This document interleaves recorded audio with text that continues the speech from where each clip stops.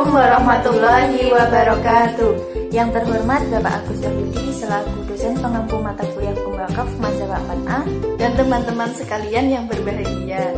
Di sini kami dari kelompok 3 dengan saya Yenita Lailatul Jannah, saya Ru'ah Hafiyah akan mempresentasikan mengenai mekanisme dan proses perwakafan.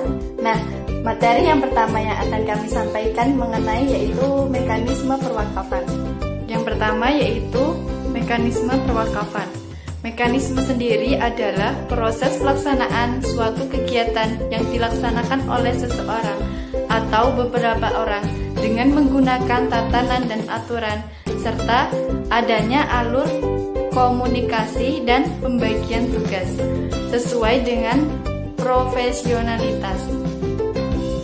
Sedangkan wakaf sendiri memiliki makna secara bahasa berasal dari kata al-waqaf, berarti al-habsu, menahan, atau al-man'u, menahan. Kata al-waqaf merupakan masdar dari kalimat waqafu al-adabah wa waqfan yang bermakna aku berwakaf di jalan Allah. Dalam mekanisme perwakafan terdapat unsur dan syarat yang harus dipenuhi agar wakaf terwujud. Di antaranya yaitu yang pertama, ada orang yang mewakafkan hartanya. Yang kedua, ada harta yang diwakafkan. Dan yang ketiga, ada tujuan yang jelas. Yang keempat, ada pernyataan atau ikrar dari yang berwakaf.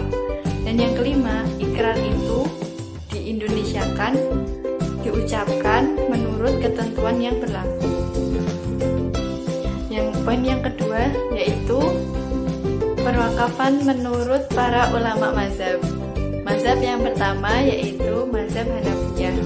Menurut pendapat Abu Hanafiyah, maka harta yang telah diwakafkan menurut mazhab ini tidak tetap berada pada milik wakif dan boleh ditarik kembali oleh si wakif.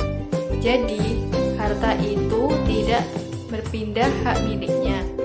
Hanya hasil manfaatnya yang diperuntukkan pada tujuan wakaf.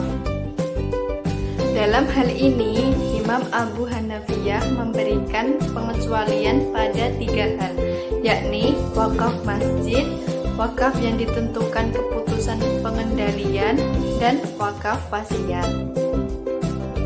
Yang kedua yaitu menurut mazhab Maliki. Kemudian bila dilihat pula definisi dari mazhab Maliki sebagaimana disebutkan sebelumnya, harta yang diwakafkan itu menurut Malikiyah tetap menjadi milik si wakif. Tidak diperbolehkan mentransaksikannya atau mentasyarukannya, baik dengan menjualnya, mewariskannya, atau menghibahkannya selama harta itu diwakafkan. Menurutnya, boleh wakaf untuk waktu tertentu, bukan sebagai syarat bagi Maliki selama-lamanya. Bila habis jangka waktu yang telah ditentukan, maka boleh mengambil lagi walaupun benda itu untuk masjid. Yang ketiga yaitu menurut mazhab Syafi'i. Menurut Imam Syafi'i, harta yang diwakafkan terlepas dari si wakif menjadi milik Allah dan berarti menahan harta untuk selama-lamanya, karena tidak boleh wakaf yang ditentukan jangka waktu seperti yang dibolehkan Imam Maliki. Alasannya ialah seperti hadis yang diriwayatkan Ibnu Umar mengenai tanah hibah. Asy-Syafi'i memahami tindakan Umar mensedekahkan hartanya dengan tidak menjualnya, mewariskannya, dan tidak menghibahkannya, juga sebagai hadis karena Nabi melihat tindakan Umar itu dan Rasulullah ketika itu hanya diam, maka tergolong diamnya Rasulullah sebagai hadis takriri walaupun telah didahului hadis qauli. Yang selanjutnya yaitu menurut mazhab Hambali. Menurut Ahmad bin Hambal mengatakan wakaf terjadi karena 2 hal. Pertama, karena kebiasaan atau perbuatan, bahwa dia itu dapat dikatakan mewakafkan hartanya bila telah jelas seseorang mewakafkan hartanya. mempunyai kekuasaan bertindak atas benda itu. Dan juga menurut Hambali tidak bisa menariknya kembali. Hambali menyatakan benda yang diwakafkan itu harus benda yang dapat dijual. Walaupun setelah jadi wakaf tidak boleh dijual dan harus benda yang kekal zatnya, karena wakaf bukan untuk waktu tertentu tapi untuk selama-lamanya. Selanjutnya, poin ketiga yaitu proses perwakafan menurut hukum positif. Hukum positif adalah hukum yang dibentuk, dibuat, atau ditetapkan. Hukum positif juga diterjemahkan dari bahasa Latin ius positum, yang secara harfiah berarti hukum yang ditetapkan. Dengan kata lain, dapat disimpulkan bahwa hukum positif adalah hukum yang ditetapkan manusia. Adapun pendapat para ahli terkait dengan pengertian hukum positif diantaranya. Yang pertama yaitu Andre Altman memberikan pengertian hukum positif sebagai legal rules laid down by a state. Hukum positif adalah aturan-aturan hukum yang ditetapkan oleh negara. Yang kedua, menurut John Austin, mengemukakan bahwa hukum positif adalah law set by political superiors to political inferiors. Hukum positif adalah hukum yang ditetapkan oleh mereka yang memiliki kedudukan politik lebih tinggi kepada mereka yang memiliki kedudukan politik lebih rendah.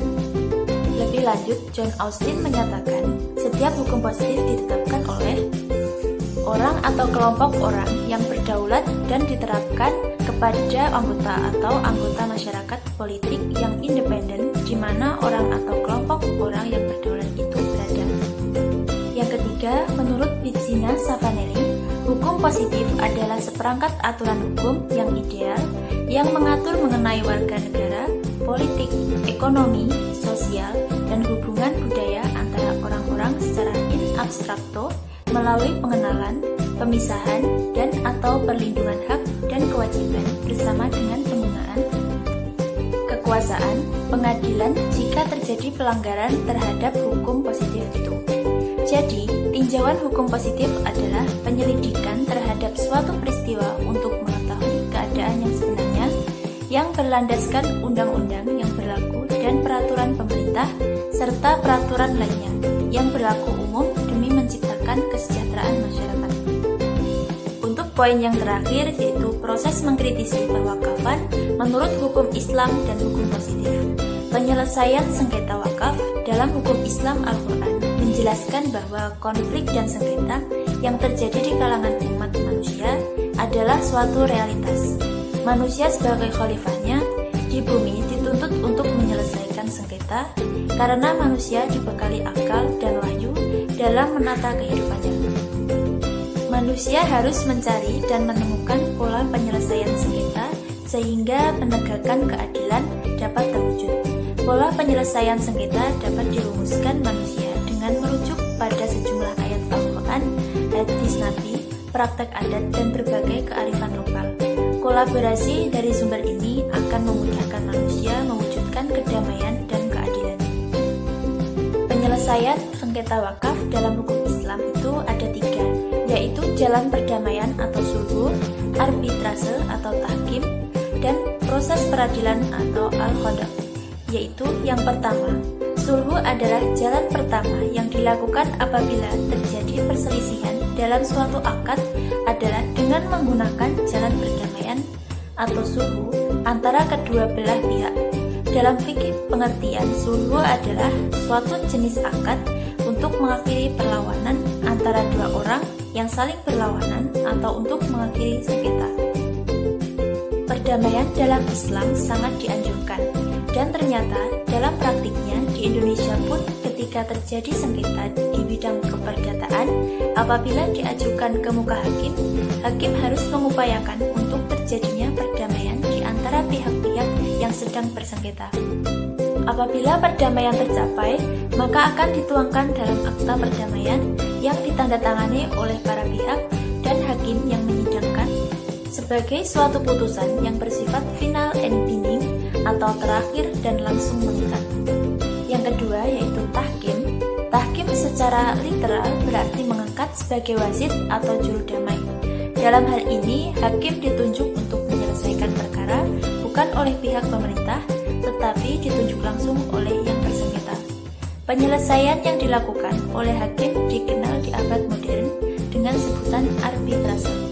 Dari pengertian tahkim di atas dan apa yang dapat dipahami dari kajian fikih, arbitrase adalah suatu penyelesaian sengketa yang dilakukan oleh hakim yang dipilih atau ditunjuk secara sukarela oleh dua orang yang bersengketa untuk mengakhiri dan dua belah pihak akan mentaati penyelesaian oleh hakim atau para hakim yang mereka tunjuk itu. Dan yang terakhir yaitu al-qada. Al-qada menurut istilah fikih, kata ini berarti menetapkan hukum syara pada suatu peristiwa atau sengketa untuk menyelesaikannya secara adil dan mengikat. Lembaga peradilan semacam ini berwenang menyelesaikan perkara tertentu yang mencakup masalah keperdataan, termasuk hukum keluarga dan tindak pidana. Sekian dari kami, bila ada salah kata, kami mohon maaf. Wassalamualaikum warahmatullahi wabarakatuh.